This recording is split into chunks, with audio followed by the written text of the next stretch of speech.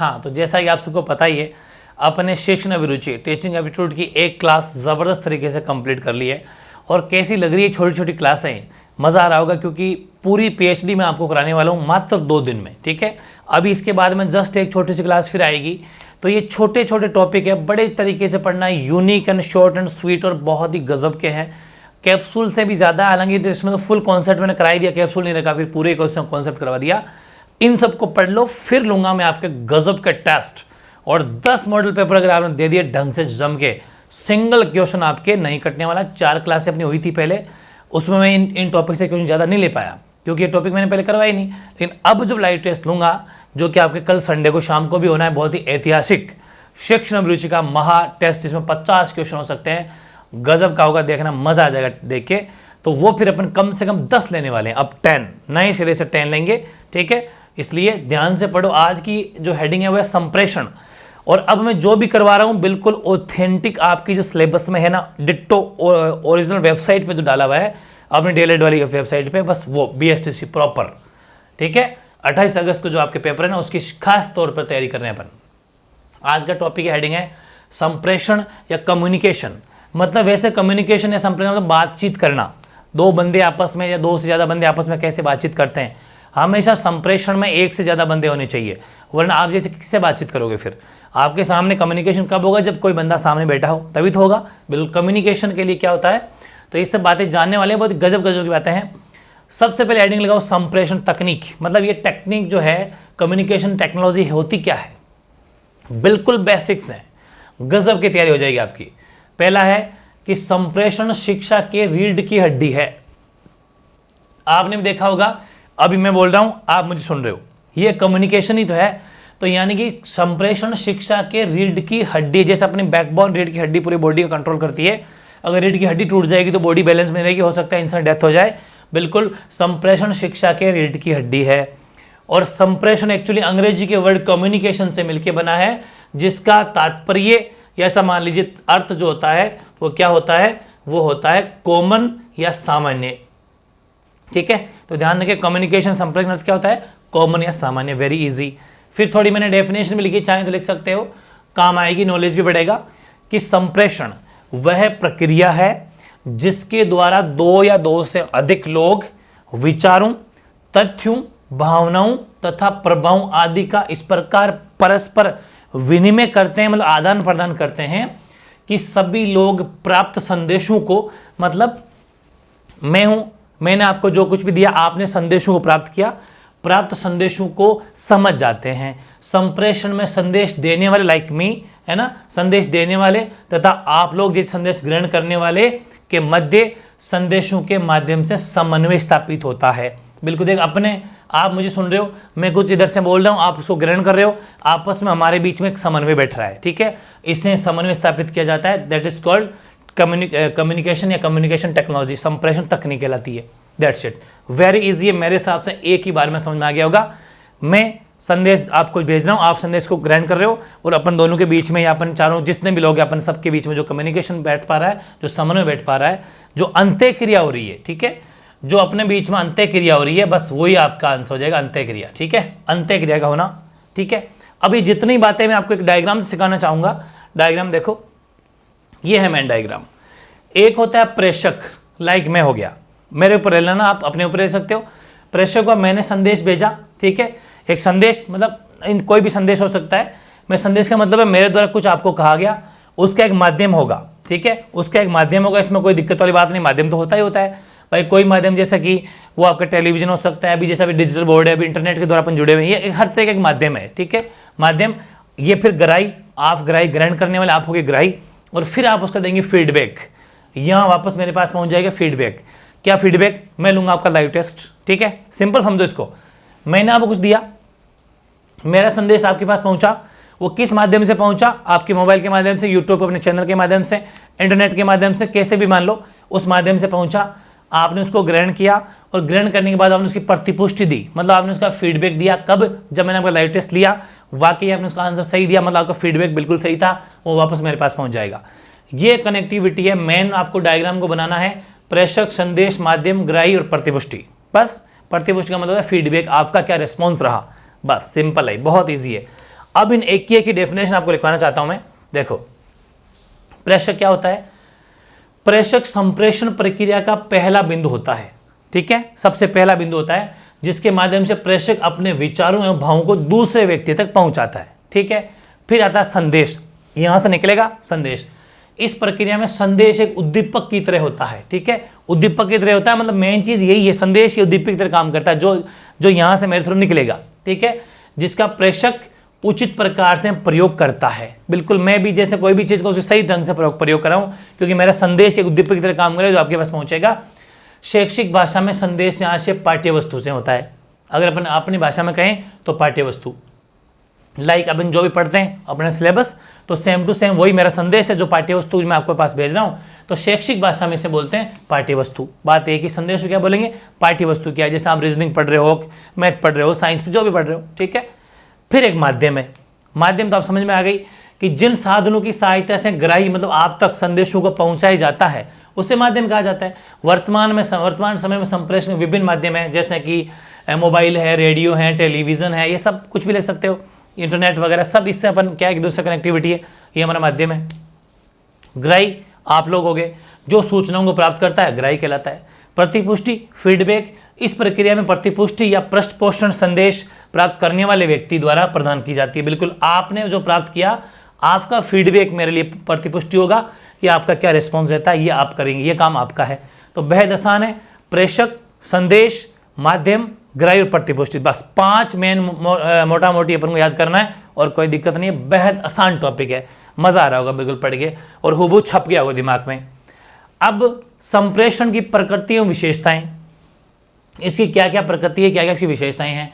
तो संप्रेषण पारस्परिक संबंध स्थापित करने की प्रक्रिया है। ये थोड़ा बीच में स्पेस ले लेना, मतलब समझ में आया आपके कि संप्रेषण पढ़ तो रहे हैं अपन, इसका यूज क्या है, इसका कोई फायदा भी है कि नहीं है? तो बिल्कुल फायदा है। पारस्परिक संबंध स्थापित करने में ये बहुत बड़ा इसका इंपॉर्टेंस रोल है। इसमें विचार विमर्श तथा विचार विनिमय पर विशेष ध्यान दिया जाता है। बिल्कुल सही है, आपस में विचार विमर्श करना और विचारों को आपस में विनिमय करना सबसे बेस्ट संप्रेषण में होता है, ठीक है। अपन कोई चर्चा करेंगे या अपने जैसे अभी मैं कुछ बोल रहा हूँ, आप कुछ कह रहे हो, मेरे को लिख के दे दोगे, मैं समझ जाऊंगा, तो मतलब आपस में विचार विमर्श करना या विचारों को विनिमय करना, इसका बेस्ट है, उस पर ध्यान दिया जाता है। और सबसे गजब की बात यह है, एग्जाम में क्यों आ सकता है कि संप्रेषण है ये द्विवाही प्रक्रिया है, ठीक है। द्विवाही कैसे? इसमें 2 पक्ष होते हैं, द्विवाही में 2 पक्ष होते हैं। पहला निर्देश देने वाला और दूसरा संदेश ग्रहण करने वाला। एक तो मैं आपको गाइड कर रहा हूं, अब आप लोग उसको मेरी बातों को ग्रहण कर रहे हो, तो एक तो निर्देश देने वाला और एक ग्रहण करने वाला, 2 पक्ष होते हैं। आप भी कल को टीचर बनोगे तो आप निर्देश दोगे बच्चों को और आपकी बातें बच्चे ग्रहण करेंगे। तो हमेशा ध्यान रखना ये द्विवाही प्रक्रिया होती है, संप्रेषण कम्युनिकेशन। Very good. फिर संप्रेषण में मनोवैज्ञानिक एवं सामाजिक पक्ष जैसे कि विचार हैं, संवेदनाएं हैं, भावनाएं हैं, संवेग, इन सब पर विशेष तौर इन सब का समावेश होता है। बिल्कुल सही बात है। आप देखो, अपन किसी से बात करते हैं, कम्युनिकेशन अपनी जब किसी बातचीत होती है तो हम उन सब पहलू को ध्यान देते हैं। कैसे भाई? सामाजिक पक्ष भी होते हैं, जैसे कि किसी के विचार क्या है, अपने विचार क्या है, किसी की संवेदनाएं भी अपन जानते हैं, उसकी भावनाओं को भी ध्यान रखते हुए अपन काम करते हैं। मतलब हर चीज अपन देखते हैं, विचार, संवेदनाएं, भावनाएं और संवेग, ये चारों बातें मत भूल जाना, इन सब पर विशेष फोकस रखा जाता है। अपन बातचीत करते हैं तो ऐसी थोड़ी उठपटांग बातें करेंगे, नहीं, अगला बंदा कैसा है, बच्चा है, अपना दोस्त है, कोई मतलब कोई पार्टनर है, कोई बिजनेस साथी है, क्या है, मतलब उस अकॉर्डिंग और उसकी सिचुएशन के अकॉर्डिंग, उनके विचारों के अकॉर्डिंग सब कुछ अपन सोच समझ की बात करते हैं। तो इसलिए कहा जाता है कि संप्रेषण में मनोवैज्ञानिक और सामाजिक दोनों पक्ष विद्यमान होते हैं, समावेश इनका होता है, जिसमें विचार आ जाते हैं, संवेदनाएं, भावनाएं, संवेग सब आ जाते हैं। वेरी इंपॉर्टेंट है, इसलिए संप्रेषण की प्रकृति बोल दीजिए और विशेषताएं बोल दीजिए, ये संप्रेषण की प्रकृति और विशेषताएं होती है, खास बात ये है, ठीक है।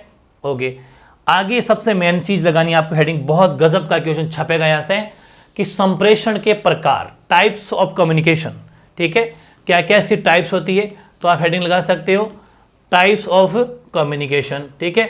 टाइप्स ऑफ कम्युनिकेशन क्या है देखें, इसके बारे में अपन जान लेते हैं, ठीक है। कम्युनिकेशन देख लेना, तो देखो पहला है वर्ड्स है, शाब्दिक संप्रेषण, दूसरा होता है ओरली, ठीक है, ये तो वर्ड्स बताना, शब्दों में लिख के बताना, ये और अच्छा सुनो मेरी बात, इसकी बातें सुनिए। पहला है शाब्दिक और दूसरा है अशाब्दिक, वो नेक्स्ट पेज पर है, ये रहा अशाब्दिक। 2 तरह के होते हैं, नॉन वर्बल और ये होता है वर्बल, ठीक है ना। तो ध्यान रखें, पहला तो है वर्बल कम्युनिकेशन, ठीक है, पहला तो वर्बल कम्युनिकेशन है और दूसरा नॉन वर्बल कम्युनिकेशन है। दो प्रकार के होते हैं, लेकिन वर्बल खुद के दो प्रकार है, मौखिक संप्रेषण और लिखित संप्रेषण। ये आपको विशेष तौर पर ध्यान देना है। वापस समझो, संप्रेषण अगर मोटा मोटी पूछे तो संप्रेषण के दो प्रकार है, शाब्दिक और अशाब्दिक। फिर शाब्दिक के दो हैं, मौखिक और लिखित, और अशाब्दिक के भी आपके तीन है, वाणी संप्रेषण, चक्षु संप्रेषण, मुख मुद्राएं, और तीसरा होता है आई कॉन्टैक्ट, यानी स्पर्श, सॉरी आई कॉन्टैक्ट, स्पर्श, टच करना, स्पर्श संपर्क। ये तीन होते हैं मोटा मोटी, बहुत अच्छे से पढ़ेंगे, छपेगा क्वेश्चन।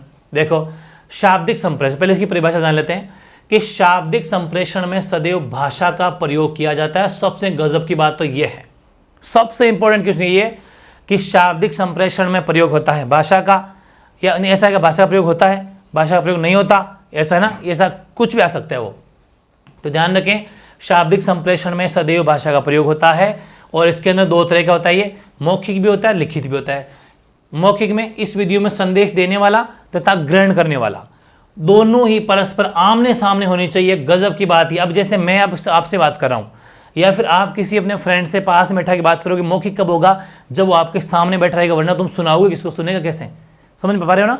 तो ध्यान रखें, मौखिक के अंदर पहली बात तो यह कि दोनों बंदे आमने सामने होने चाहिए, तभी मौखिक होगा, वरना मौखिक हो ही नहीं सकता।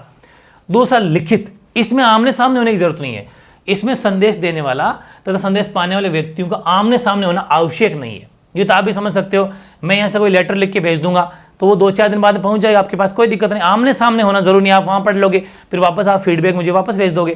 तो ध्यान रखना, मौखिक के अंदर एक कंडीशन है कि इसके अंदर दो बंदों के आमने सामने होना जरूरी है, वो मौखिक संप्रेषण कहलाता है।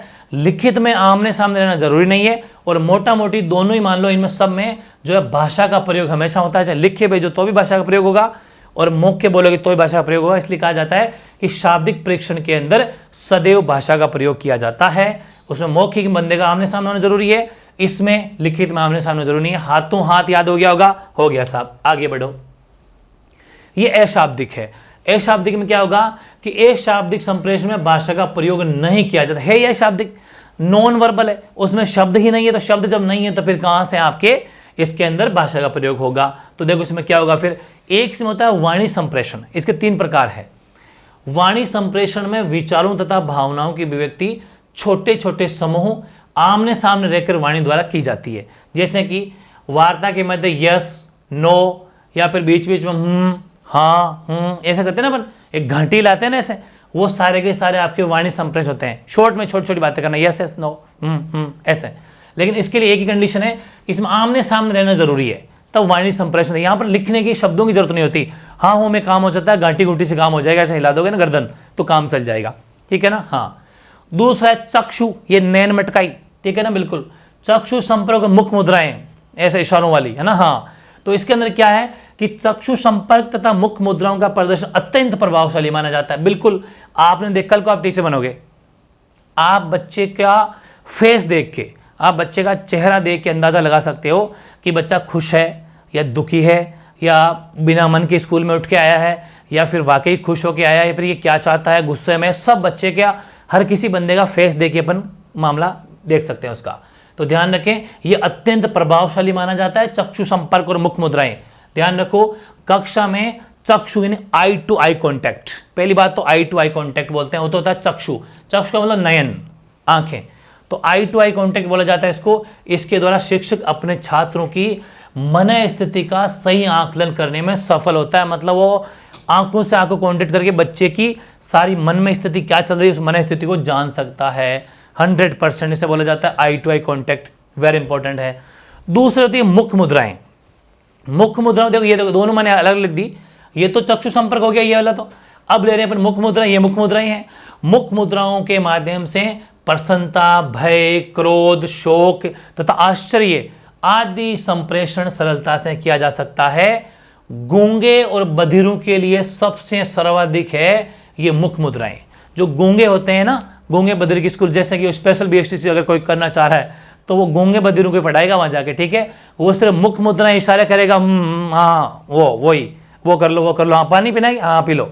ये सब मुख मुद्राएं इशारे वाली चीजें हैं, ये सारी बातें इसमें आ जाएगी।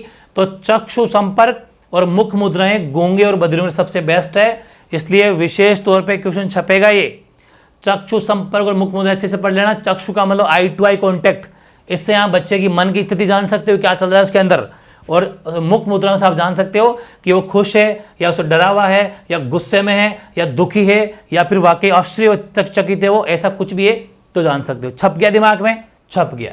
आगे बढ़िए, नेक्स्ट देखते हैं, वो है स्पर्श संपर्क। ठीक है, तीसरा। और स्पर्श संपर्क क्या है? इसमें होता है टच करके। जैसे आप कल को बड़े बनोगे, अफसर बनोगे या फिर कोई बिजनेसमैन बनोगे, तो किसी से हाथ मिलाने का काम पड़ जाता है। तो हाथ मिलाते ही पता चल जाता है कि ये जो हाथ है दोस्त का है, दुश्मनी का है या किसका हाथ है। ये तो हाथ की बात है। एक अपने मम्मी होती है, मम्मी या मम्मा जो अपने बच्चे से प्यार करती है, तो जब वो प्यार वाला हाथ माँ का जब बच्चे के ऊपर ऐसा रखा भी जाता है तो उस बच्चे को अलग ही जो एक पता लग जाता है कि मेरी माँ ने मेरा हाथ रखा है। तो ये हाथ रखने का, स्पर्श करने का बहुत बड़ा फर्क है। ध्यान रखें, संभल के करना पड़ता है लेकिन स्पर्श। ठीक है, कि इसमें स्पर्श को संप्रेषण का प्रमुख माध्यम बनाया गया है। कैसे? हाथ मिलाते ही पता चल जाता है कि ये दोस्ती का हाथ है या दुश्मनी का, ये प्यार का हाथ है या दिखावे का प्रदर्शन किया जा रहा है। सिर्फ इनमें भी बहुत बड़ा फर्क है, हाथ मिलाने में भी फर्क है। आराम से आप पहचान जाओगे ये हाथ किसका है। कुछ लोग दिखावे के लिए भी करते हैं, ठीक है, तो पता चल जाता है। अब माँ के लिए बोलें तो कि माँ के हाथ का एक स्पर्श मात्र उसके शिशु को बहुत कुछ कर जाता है, बहुत कुछ कर जाता है। माँ का जब बच्चे के गाल पे हाथ रखना है, कुछ भी करना है, प्यार से जो लाड प्यार पंपोलती है ना माँ, तो उससे बच्चे को बहुत अलग ही तरह का जो उसको कुछ बहुत कुछ कर जाता है। ठीक है, अतः स्पर्श अपने आप में बहुत सी भावनाओं, संवेदनाओं तथा विचारों को अभिव्यक्ति का एक महत्वपूर्ण साधन है स्पर्श करना। ठीक है, बिल्कुल। तभी तो जैसे कि टीचर होते हैं, बच्चे के सिर पे हाथ रखते हैं ना, तो सिर पे हाथ रखना उस बच्चे को अलग पॉजिटिविटी देता है, मतलब एक आशीर्वाद, एक बहुत बड़ी रेस्पेक्टफुल वो उसको माना जाता है कि एक गुरुजी का मेरे ऊपर आशीर्वाद है, एक भगवान का मेरे ऊपर आशीर्वाद। तो हाथ का स्पर्श बहुत जरूरी, मतलब डिफरेंट तरह से होता है, बहुत बड़ा इसका इंपॉर्टेंस है। स्पर्श संपर्क दृष्टिहीन छात्रों के लिए सबसे बेस्ट होता है स्पर्श संपर्क। जिनकी आंखें नहीं है उनके लिए स्पर्श करना, मतलब दृष्टिहीन छात्रों के लिए स्पर्श जो है ना, अब क्वेश्चन छपेंगे कि स्पर्श संपर्क किसके लिए होता है, तो दृष्टिहीन छात्रों के लिए स्पर्श होता है। और बात आती है चक्षु संपर्क क्या, मुख मुद्राओं की, तो ये गूंगे और बधिर बालक होते हैं, उनकी मुख मुद्राएं बेस्ट होती है। ये हमेशा ध्यान रखना, क्वेश्चन पूछे गए हैं। मुख मुद्राएं वाली जो एक्टिविटी है वो गूंगे और बधिरों के लिए है, और जो बच्चे दृष्टिहीन हैं उनके लिए बेस्ट है स्पर्श संपर्क। ठीक है, स्पर्श करना, टच करना। Okay, very good. अब कुछ हेडिंग लगाओ नई आप, और वह शैक्षिक संप्रेषण। ठीक है, यानी कि एजुकेशनल, अपन अगर बात करें कम्युनिकेशन की, तो वो क्या है, शैक्षिक संप्रेषण। इसकी दो विधियां हैं, इसको मोटे तौर पे दो भागों में बांटा गया। छपेगा क्वेश्चन, बिल्कुल छपेगा। वैयक्तिक संप्रेषण और सामूहिक संप्रेषण, दो तरह के संप्रेषण एक्चुअली पढ़ाई के टाइम पर। शैक्षिक संप्रेषण मतलब क्या हो गया कि जब आप एजुकेशन शिक्षण करवा रहे हो तब कौन सा संप्रेषण करते हो, वैयक्तिक या सामूहिक। व्यक्तिक के क्या फायदे हैं, क्या नुकसान है, क्या गुण है, क्या दोष है, वैसे ही सामूहिक के भी क्या गुण है, क्या दोष है, दोनों बातें जानेंगे तब जाके संप्रेषण का कम्युनिकेशन चैप्टर अपना कंप्लीट होगा। बहुत ही गजब का। आओ इधर क्या है देखें, हेडिंग लगाओ, वैयक्तिक संप्रेषण। सबसे पहले डेफिनेशन जान लेते हैं कि जब शिक्षक बालक को अलग अलग शिक्षण देता है, जब शिक्षक जो टीचर जो है वो बालक को अलग अलग शिक्षण देता है, तो ऐसी शिक्षण को वैयक्तिक संप्रेषण कहते हैं। अलग अलग देता है, कैसे देखो, अलग अलग जब शिक्षण देता है तो ऐसे व्यक्ति कहते हैं। जबकि सामूहिक, एक बार पहले परिभाषा पढ़ते हैं, सामूहिक में क्या होता है, सामूहिक संप्रेषण जब कक्षा शिक्षण से, ये सिर्फ कक्षा शिक्षण से है। इस विधि में अलग अलग मानसिक योग्यता वाले छात्रों को अलग अलग समूह बना लिए जाते हैं और उनको, इन समूह को कहते हैं कक्षा। जैसे ग्रुप आपने देखा होगा, इंटेलिजेंट टू सेक्शन ए, कमजोर सेक्शन बी, ऐसा सेक्शन ए बी सी, चार चार सेक्शन होते हैं कि ये टॉपर्स हैं, ये ठीक ठाक है, ये वो है, इनके भी गुण और दोष हैं। ठीक है, इन्हें बोला जाता है कक्षाएं कहा जाता है, इस सब ग्रुप को कक्षा कहते हैं। इन कक्षाओं में शिक्षक शिक्षण कार्य करते हैं और इस विधि में प्रेरणा, प्रतिस्पर्धा और प्रोत्साहन इनका अभाव होता है। सिर्फ एक ही मामला होता है, बस हमेशा कंपटीशन, हमेशा परसेंटेज ये लाऊं ये लाऊं। यहाँ पर कोई प्रेरणा नहीं मिलती क्योंकि आपने छटनी कर दी। छटनी कर दी तो बच्चा कैसे सीखे, कमजोर कमजोर की एक मंडली है, होशियार अलग मंडली चल रही है, मीडियम अलग मंडली है। तो यहाँ पर कोई प्रेरणा नहीं मिलती, कोई अपने आप किसी से प्रोत्साहन नहीं मिलता क्योंकि सारे कमजोर कमजोर है। चोर चोर मौसेरे भाई वाली कहानी हो गई। और उनमें एक होशियार होता, एक कमजोर, तो कंपटीशन होता। वो कहता कि नहीं यार मुझे उससे ज़्यादा उसके बराबर आना है, मुझे उसके बराबर आना है। एक दूसरे सीखते। पढ़ने वाला हमेशा पढ़ता है, कम बोलता है, ज़्यादा नहीं पढ़ने वाला नहीं बोलता। तो प्रोत्साहन मिलता, प्रतिस्पर्धा कंपटीशन होता, प्रतिस्पर्धा का मतलब कंपटीशन, प्रेरणा मिलती, ये सब बातें होती जब क्लास को मिक्स रखते। लेकिन सामूहिक संप्रेषण की ये बात समझ में आ गई, तो आपको ध्यान रखना है दोनों ही। अब दोनों के गुण और दोष देख लेते हैं। व्यक्तिगत संप्रेषण का गुण क्या है कि यह विधि सीखने के व्यक्तिगत सिद्धांत पर आधारित है। बिल्कुल शाबाश, मेन चीज सीखने का सिद्धांत सबसे बेस्ट है। इसमें व्यक्तिगत सिद्धांत है सीखने का, एक एक बंदा हर चीज सीखता है इससे, क्योंकि टीचर डिफरेंट डिफरेंट होमवर्क देता है और पूरी क्लास एक इकट्ठी होती है, होशियार कमजोर सब मिक्स होते हैं। इसमें छात्र क्रियाशील रहते हैं, बिल्कुल क्रिएटिव रहेंगे, एक दूसरे को देख के सीखेंगे। भाई कमजोर है होशियार को देखेगा सीखेगा, सही ना। कहते हैं ना कि जो अपने कहावत एक राजस्थानी भाषा में क्या कि धोड़ियों कालियाकन बैठे हूँ, क्या बोलते हैं उसको कि रंग नहीं तो लखन तो ले ही लेता है। वही वाली बात है कि अगर छात्र कमजोर है लेकिन होशियार को देख देख के पढ़ने लग जाएगा, ठीक है, बिल्कुल सही है। और यह विधिपूर्ण रूप से बालक केंद्रित होती है, बिल्कुल सभी बच्चों को नजर में रख के काम किया जाता है। इस विधि में बालक की आवश्यकताओं और रुचियों का विशेष ध्यान दिया जाता है। यह विधि मंदबुद्धि बालक और प्रखर बुद्धि दोनों देना, मंदबुद्धि मतलब थोड़ा कम सोचने वाले, प्रखर जो तेज वाले बुद्धि वाले होते हैं, दोनों के लिए उपयोगी होती है। बिल्कुल सही है, व्यक्तिगत संप्रेषण सबसे बेस्ट है। इसके दोष है, दोष तो गुण के अलावा दोष इसमें कमी है, लेकिन दोष भी लिखना अपन को कि सभी छात्रों के लिए व्यक्तिगत शिक्षण की व्यवस्था करना असंभव है। ये बात भी पर्सनली सभी को मतलब ऐसा करना सबके लिए तो पॉसिबल नहीं है। यह विधि अत्यंत खर्चीली है, ठीक है, और इस विधि के द्वारा बालकों का सामाजिक विकास नहीं हो पाता। यह मेन चीज व्यक्तिगत संप्रेषण की है, ठीक है, क्योंकि शिक्षक बालक को अलग अलग शिक्षण देता है, अलग अलग सबको, जैसे कि इसको कुछ दे दिया, इसको कुछ दे दिया, इसको कुछ दे दिया, किसी को SST का दे दिया, कोई अलग डिफरेंट है। इसमें टीचरों की आवश्यकता भी ज़्यादा होती है और काफ़ी चीज़ें, टाइम भी लगता है, खर्चीली भी है, सारी बातें इसके अंदर है। और हर किसी के लिए व्यक्तिगत शिक्षण की अवेलेबिलिटी पॉसिबल भी नहीं है, ठीक है ना। एक स्कूल में आप इतने सारी टीचर रखना काफ़ी मुश्किल होता है, या फिर एक क्लास में इतने सारे टीचर पढ़ाएंगे तो भी काफ़ी मुश्किल होता है, ठीक है। तो ये दिक्कत तो है। लेकिन सामूहिक में इसके गुण है कि यह विधि व्यवहारिक होती है, यह विधि कम खर्चीली होती है। इस विधि के द्वारा बालकों में अनुकरण भावना उत्पन्न होती है, एक दूसरे को देख के वो करते हैं, और इस विधि में छात्रों द्वारा सुझाव और नवीन ज्ञान प्राप्त होते हैं। यह विधि संकोची व लज्जाशील बालकों के लिए तो सबसे ज़्यादा उपयोगी है, ठीक है ना, क्योंकि इसमें क्या होता है, सामूहिक पढ़ रहे हैं, सभी एक साथ पढ़ रहे हैं, तो पता भी नहीं चलता किसी को क्या मामला चल रहा है, ठीक है। तो खर्चीला जो संकोची और लज्जाशील है वो बैठा रहता है अपने पीछे चुपचाप, सुनता रहेगा, अपना काम निकल जाएगा, उसे पता है। व्यक्तिगत होती है तो स्पेशल उसको उठाई जाता, खड़े होना बेटे आज तो ये पढ़ेगा, तो वो थोड़ी सी दिक्कत हो जाएगी उसके। लज्जाशील है, संकोची है ना, तो उसके लिए सामूहिक जो पढ़ाई कराई जाती है वो सबसे बेस्ट है, उसकी ज़िंदगी ठीक चल जाएगी उससे। और इसमें काफ़ी सारे इकट्ठे पढ़ते हैं एक साथ सभी, तो इस विधि में छात्रों के द्वारा सुझाव और नवीन ज्ञान प्राप्ति होते हैं, और यह खर्चीली भी कम है और व्यवहारिक होती है, ये बात तो है, ठीक है। और व्यक्तिगत जो है ना वो पर्सनली किसी इंडिविजुअल बंदे पे ध्यान दिया जाता है, इसलिए थोड़ी सी महंगी पड़ती है और काफ़ी मामला तो है तो सही, लेकिन पॉसिबल लगभग यही सामूहिक होता है। अपने सब क्लास में देखा होगा आपने, एक क्लास होती है, एक ज़्यादा छंटनी कहाँ होती है, कुछ सबको सेम ही होमवर्क मिलता है, लगभग स्कूल में यही चलती है। इसके दोष क्या है, इस विधि में शिक्षक अधिक सक्रिय होते हैं लेकिन छात्र निष्क्रिय अवस्था में होते हैं, बिल्कुल सही बात है। अगर एक क्लास के अंदर 40-45 बच्चे हैं, वो एक साथ पढ़ रहे हैं, अब टीचर का काम है आए पढ़ा के चले गए, होमवर्क दे दिया, और यहाँ पर क्या होगा, टीचर एक्टिव रहेगा बिल्कुल, लेकिन बच्चे सब पर नज़र टीचर की शायद पढ़े ना पढ़े, इंडिविजुअली एक एक बच्चे को नहीं देख पाएगा। तो इसमें शिक्षण सक्रिय रहते हैं, लेकिन शिक्षक तो सक्रिय रहते हैं शिक्षक, लेकिन जो बच्चे हैं विद्यार्थी वो थोड़े निष्क्रिय भी रह सकते हैं, क्योंकि उनको मौका मिल जाएगा, एक साथ है वो। इस विधि में शिक्षण बाल केंद्रित नहीं होकर कक्षा केंद्रित ज़्यादा होता है, और यह विधि मनोवैज्ञानिक नहीं होती, ठीक है ना, बिल्कुल सही बात है। और यह विधि बालकों की वैयक्तिक समस्याओं का ध्यान नहीं रखा जाता, क्योंकि पूरी क्लास एक साथ पढ़ रही है।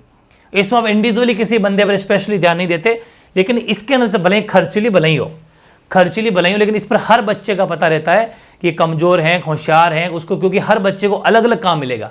आज इसको चैप्टर 1 मिल रहा है, उसको 2 मिल रहा है, उसको ये मिल रहा है, इसकी ये कमजोरी है, उसकी कॉपी खुद चेक करेगा टीचर, खुद पास जाके एक एक बच्चे पर, ऐसा मान लो एक एक टीचर या 5-5, 10-10 बच्चों के सिर्फ एक, तो वो काफ़ी ये व्यक्तिगत इस पर ध्यान रखा जाता है, ठीक है। मंदबुद्धि बालक और दोनों के लिए बेनिफिट ये रहती है, खर्चीली थोड़ी ज़्यादा पड़ेगी, सीधी सी बात है, टीचर का स्टाफ ज़्यादा होना पड़ेगा इसके अंदर, ठीक है। तो ये थी आज की क्लास, कैसी लगी जरूर कमेंट करके बताना, मज़ा आ गया होगा। बहुत simple and short and sweet है। लास्ट वाली बातें जरूर ध्यान रखना, जो अपने संप्रेषण पढ़ा है ये दोनों वेरी इंपॉर्टेंट है। व्यक्तिगत संप्रेषण, इसके गुण दोष ये हैं कि व्यक्तिगत संप्रेषण थोड़े मंदबुद्धि और दोनों बालकों के लिए सही रहती है।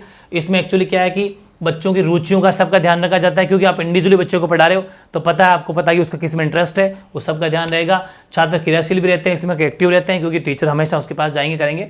सामूहिक के थोड़े से ये नुकसान भी है, फायदे सब कुछ है, अपन ने बात कर ली है। तो ये सब बातें हैं इसकी। हालांकि लगभग सामूहिक संप्रेषण होता है सब जगह, व्यक्ति तो कहाँ होता है। तो ये सब बातें आपको ध्यान रखनी। कोई भी अगर डाउट रहेगा तो कमेंट कर देना। बहुत ही गजब की और बहुत ही ईजी क्लास है, आराम से पढ़ो।